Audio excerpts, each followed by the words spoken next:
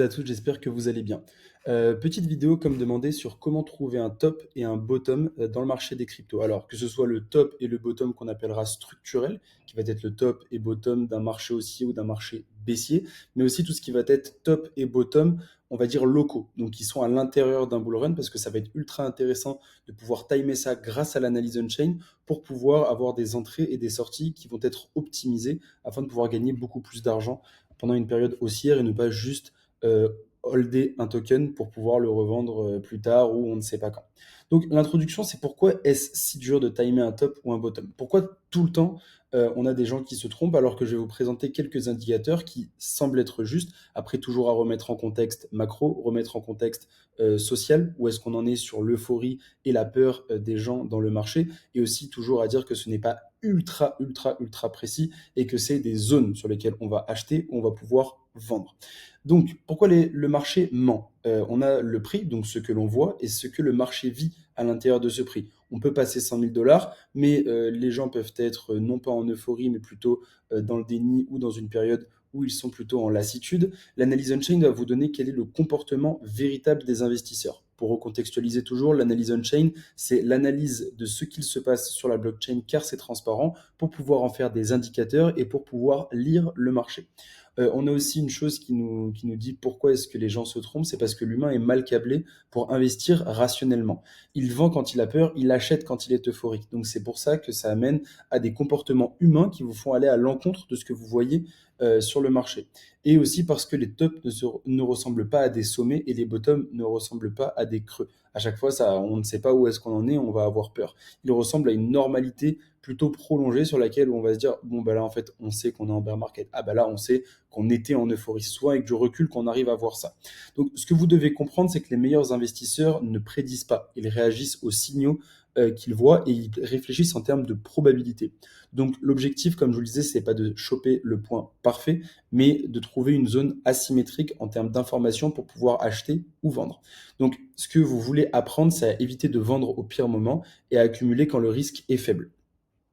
Donc, c'est ce que j'ai appelé le framework des trois dimensions. Top ou bottom égale signal on-chain, contexte macro et comportement social de masse.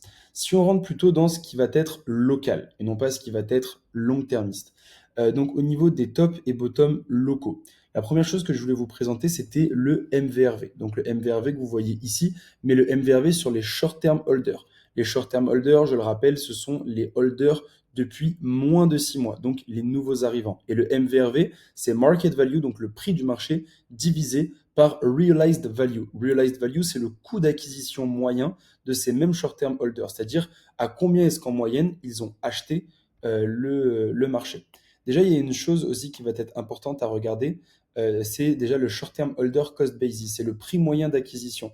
Lorsqu'on va aller en dessous, ça veut dire que les short-term holders sont sous l'eau et il y a plus de probabilité à ce que le marché continue de dip parce que les gens ont peur et peuvent vendre dans la panique. C'est les moments où en fait on a souvent des rebonds lorsqu'on est en bull run et lorsqu'on est au-dessus, bah, vous l'imaginez bien, ça veut dire que les short-term holders sont en profit. Donc ce que vous avez ici en bas, le MVRV, vous avez à chaque fois, je vais vous donner le Notion, vous aurez une définition à chaque fois exacte pour aller beaucoup plus en profondeur qui vous permettra de comprendre comment utiliser le MVRV. Mais les conditions qui sont non négligeables pour savoir si vous êtes sur un top local ou un bottom local, c'est-à-dire est-ce que vous êtes au plus haut local ou au plus bas local, bah, à chaque fois qu'on a un MVRV qui passe au-dessus des 1,4, souvent on est dans une surévaluation synonyme de fin de bull run, comme on a eu ici, comme on a eu en 2017 et en 2021. Il faut savoir aussi que le marché a plutôt changé, que l'euphorie est toujours contrôlée. Donc maintenant, moi, ce que je vais regarder, c'est lorsqu'on est au-dessus de 1,2 et qu'on commence à s'installer au-dessus de 1,2, eh bien pour moi, on est dans une surévaluation et on a plus de possibilités d'avoir un top local. Par contre, lorsqu'on est en dessous de 1 sur ce MVRV, on est dans des zones de sous-évaluation, donc de bottom locaux probables. Vous le voyez ici, on a eu deux bottoms locaux qui se sont créés, un en août up à cette reprise-là, on en avait eu aussi un de bottom local en septembre, ici aussi, donc c'était des moments qui étaient propices à l'achat sur le marché des cryptos et non pas à la vente, bien évidemment, parce que vous aviez peur d'avoir terminé le bull run. Ça, c'est la première des choses. Deuxième chose, donc c'est un graphique qui est plutôt bonus, qui est le même graphique en fait tout simplement, mais combiné avec ce qu'on appelle les bandes de Bollinger. C'est assez sympa parce que ça permet d'avoir quelque chose d'assez visuel où vous voyez en fait les zones vertes, c'est les zones où le marché est beaucoup trop vendu, donc des zones dans lesquelles il est plus propice à aller faire de l'achat que de la vente. Et pareil, les overheated zones, donc les moments où en fait il y a beaucoup trop d'euphorie, qui sont des moments où il est plus propice d'aller vendre des positions ou prendre des profits sur des positions parce qu'on est plus sur des tops locaux. Comme on peut le voir, on l'a vu hein, sur le dernier bottom, on a eu un marché qui était beaucoup trop vendu. Là, on vient d'avoir le rebond, on est en train de s'approcher de la overheated zone. Et bien, ça nous permet d'avoir des trades qui peuvent être intéressants et des expositions qui peuvent être intéressantes pour aller timer les tops et les bottoms locaux. Voilà pour la première partie au niveau du MVRV. Second indicateur qui va être le SOPR, donc Short Term Holder, Supply on Profit Realized sur les Short Term Holders. Donc tout simplement, qu'est-ce que ça veut dire? Les short-term holders, donc je vous ai expliqué ce que c'était. Le supply on profit realized, qu'est-ce que c'est? Le MVRV, on était sur tout ce qui était unrealized profit and loss, c'est-à-dire les profits ou les pertes qui n'ont pas été encore réalisées. Par exemple, demain, si vous achetez un BTC à 1000 dollars, que vous faites un x 2, eh bien, vous allez avoir 1000 dollars de profit non réalisé parce que vous n'avez pas pris votre mise. Tandis que là, sur le supply on profit realized, c'est bel et bien quand la prise de profit a été faite ou que la capitulation a été faite, c'est-à-dire que les gens ont vendu en perte. Et là, on est sur les short-term holders. Donc, ce qu'on peut avoir, c'est que lorsqu'on a le prix, donc lorsqu'on a le SOPR, ce que vous avez ici, qui passe au-dessus des 1,05, on est dans des prises de profit. C'est-à-dire que les acheteurs sont en train, du coup, de vendre leurs profits et d'en réaliser. Donc, ça veut dire qu'on est plutôt sur des zones de top locaux. Par contre, si on descend en dessous des 0,95, là, on est plutôt sur une capitulation. C'est-à-dire que le marché est en train, enfin, en tout cas, les short-term holders sont en train de capituler. Ils sont en train de vendre à perte. Et souvent, ça time des rebonds techniques sur le marché. Donc, voici pour les SOPR. Encore une fois, la définition sera dans le Notion. Et troisième indicateur qu'il est ultra pertinent de combiner avec tous ceux que je vous ai montrés au préalable, ce sont les funding rates et l'open interest. Je le rappelle, l'open interest, c'est le nombre de positions ouvertes sur les produits dérivés, donc options et futures, tout ce qui va être parié sur la hausse ou sur la baisse du marché sans avoir à l'acheter au comptant, donc sans avoir à détenir la crypto-monnaie. Ça, c'est ce qu'on appelle l'open interest. Et le funding rate, c'est les fees, donc les frais qui vont être payés par les investisseurs pour maintenir leur position dérivée. C'est-à-dire que plus vous payez pour garder une position longue, donc une position de pari à la hausse, plus ça veut dire que vous croyez au marché, donc du coup que vous faites preuve d'un biais euphorique sur le marché. C'est pour ça qu'on combine toujours les deux, parce que, donc vous l'avez ici, donc là c'est le Bitcoin Futures Open Interest, on peut l'avoir directement trié par exchange. Donc là, comme on le voit hein, sur les 111 000, lorsqu'on a dépassé la TH, on a eu un nouveau all-time high, donc un plus haut de l'open interest. On avait 80 milliards de dollars d'open interest qui étaient ouverts.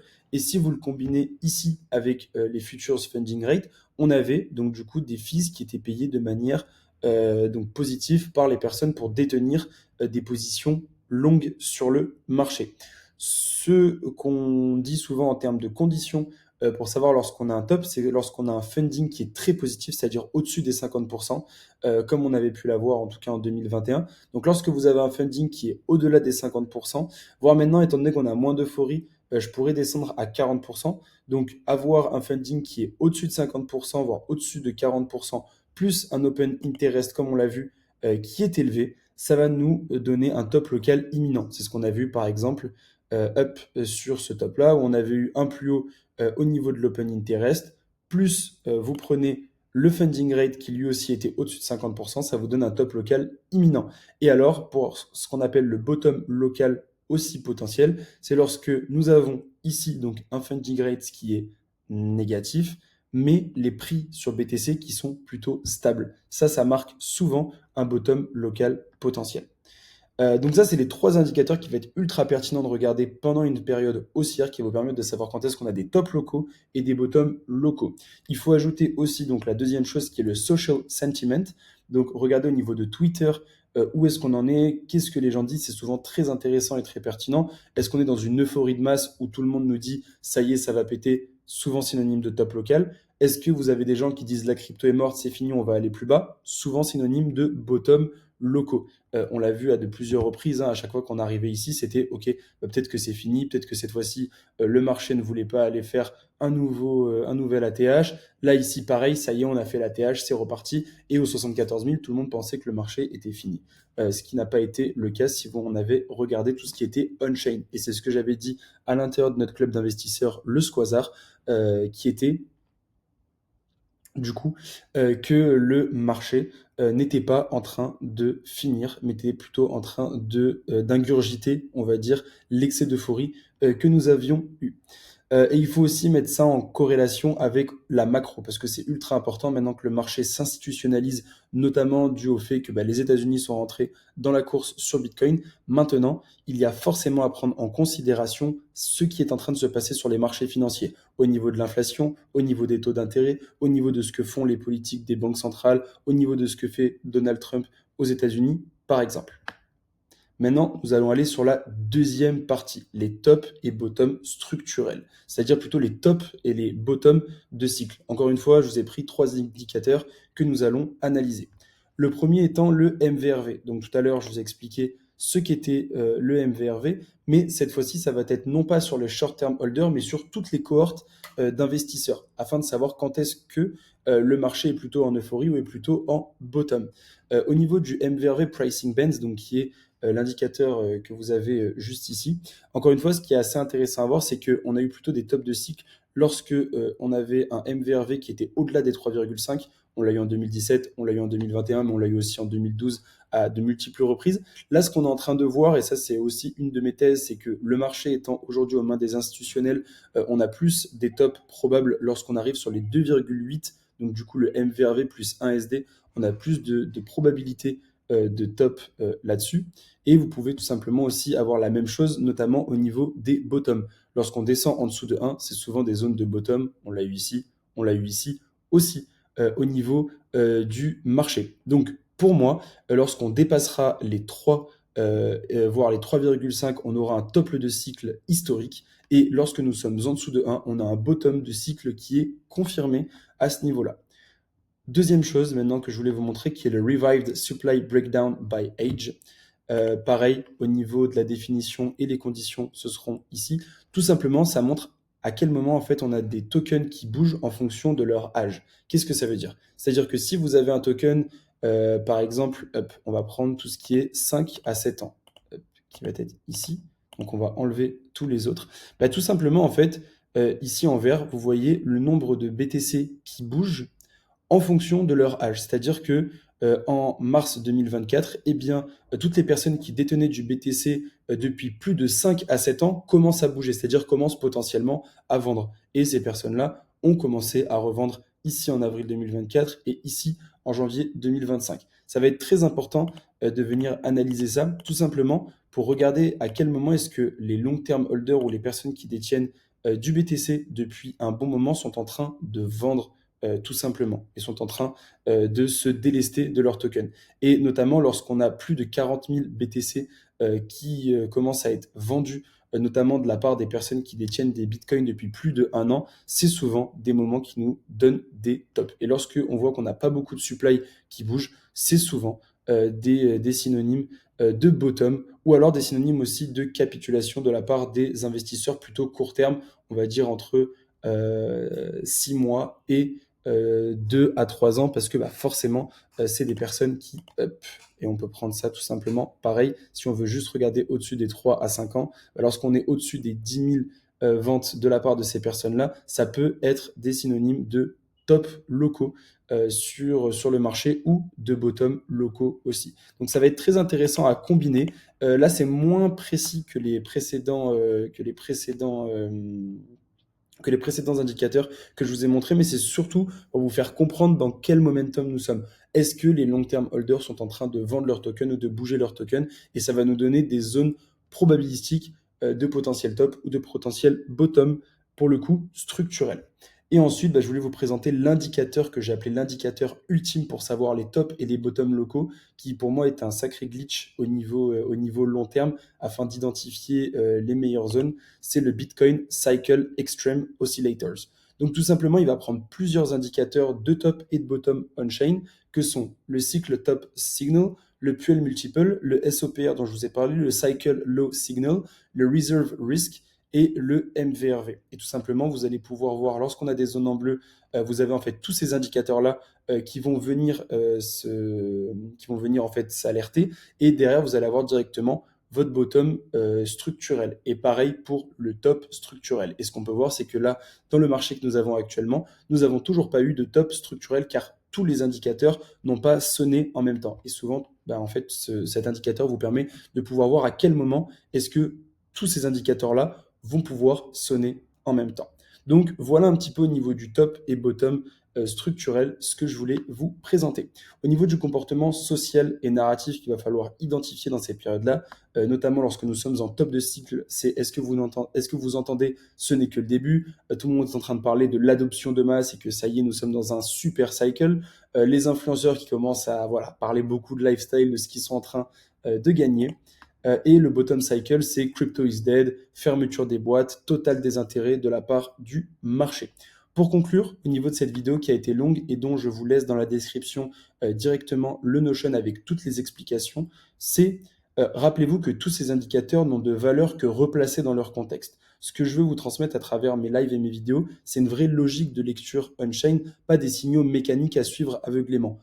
Ces indicateurs que je vous ai donnés vous permettront de débuter dans l'analyse on-chain et de comprendre, mais il va falloir aller très loin, aller beaucoup plus loin pour pouvoir comprendre ce qu'est l'analyse on-chain. Donc prenez le temps de revoir mes anciennes vidéos, vous verrez comment je construis cette grille de lecture en liant comportement on-chain, dynamique de marché et contexte macroéconomique. L'analyse, elle n'est jamais figée, c'est l'art de lire entre les lignes en comprenant ce que les données veulent vraiment dire. Merci beaucoup à tous pour votre temps, pour votre écoute et à la prochaine. Bye.